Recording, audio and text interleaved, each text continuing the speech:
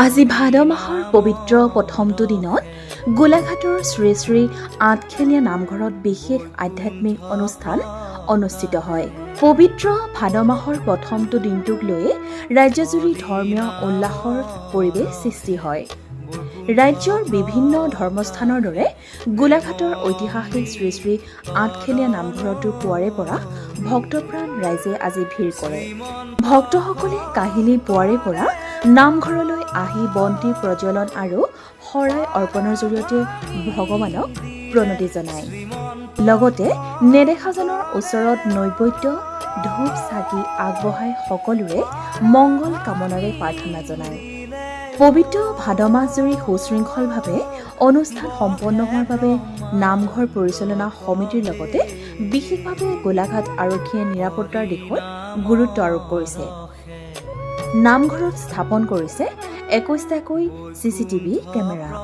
লগতে 200টা উপসমিতিও গঠন হৈছে, যাতে দূৰ দূৰণিৰ পৰা অহা ভক্তসকলে কোনো ধৰণৰ অসুবিধাৰ সন্মুখীন হ'ব লগা নহয়।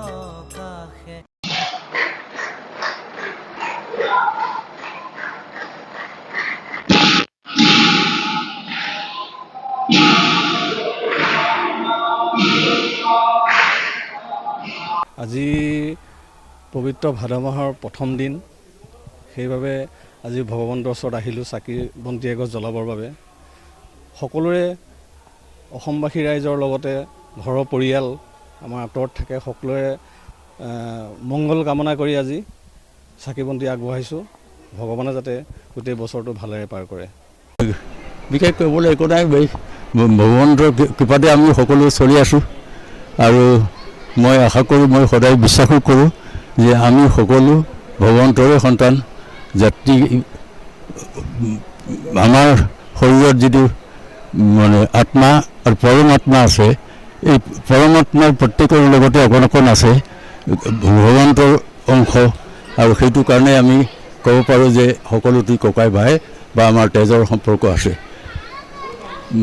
আমাৰ আচলতে ভুল ধাৰণা লৈ জাতিভেদ ধৰ্মভেদ আদি ইত্যাদি হৈ আছে।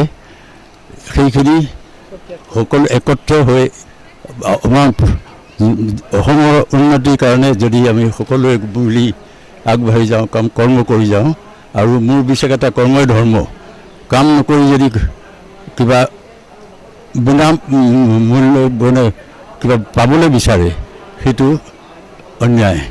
কাম কৰি আগবাঢ়ি যাওক, কৰ্মই ধৰ্মৰ মাজেদি আগবাঢ়ি যাওক, মোৰ তাৰে আশা।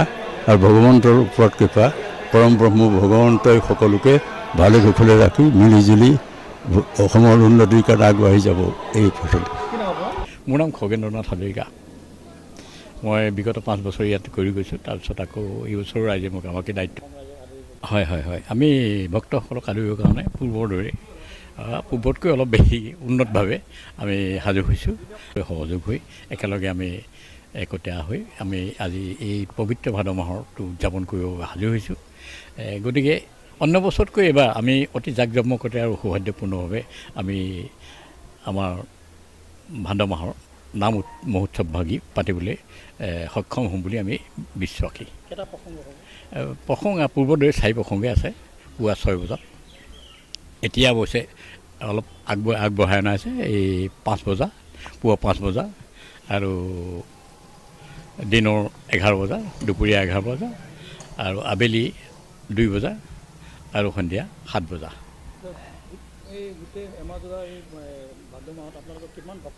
নাই, আমি ভক্তপ্ৰাণ ৰাইজৰ 30,000তকৈ অলপ বেছি, 30 লাখতকৈ অলপ বেছি আশা কৰিছোঁ। 30 লাখতকৈ বেছি আশা কৰিছোঁ। যিহেতু আমাৰ ধৰক প্ৰতিদিনে 1 লাখ ভক্তৰ সমাগম হয়, আহি থাকে গৈ থাকে বা একেলগে নাথাকে। গতিকে আমি ভাবিছোঁ লাখ ভকতৰ আমাৰ ইয়াত হয়। আৰু দেওবাৰকেইটাতো তাতকৈ বেছি হৈ যায়। দেওবাৰ, তিথি পাৰ্বণ ইত্যাদিবিলাকত যথেষ্ট ভকত হয়।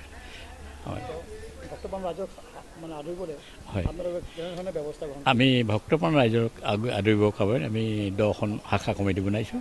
এই শাখা কমিটিসমূহে বিভিন্ন ধৰণে তেখেতলোকক আপ্যায়ন কৰি থাকিব। আৰু যিহেতু তেখেতলোকৰ কাৰণে চাহৰ ব্যৱস্থা কৰিছোঁ, প্ৰতিজন সেৱকীয়ে আমাৰ ইয়াত চাহ ল'ব পাৰিব। আৰু লগতে আনমাহ প্ৰসাদৰ কথাটো আছেই। গতিকে আমি ভকতসকলে আদৰিবৰ বাবে তেনেধৰণে সজগ হৈছোঁ আপ্যায়ন কৰিবলৈ। নিৰাপত্তাৰ ক্ষেত্ৰত আমি সম্পূৰ্ণ নিৰ্ভয়, যিহেতু আমাৰ গোলাঘাট জিলা প্ৰশাসনে আমাক সম্পূৰ্ণ সহায় কৰি আছে। এতিয়াও আমাৰ ইয়াতে আমি মানে ফৌজ ৰাখিছোঁৱেই, ধৰক 5-6-7জন মানুহ থাকে সদায় ফৌজৰ প্ৰশাসনৰ মানুহ। কি ক'লে? আছে চি চি কেমেৰা আছে। নিউজ ডেস্ক ৰিপোৰ্ট দৃষ্টিকোণ।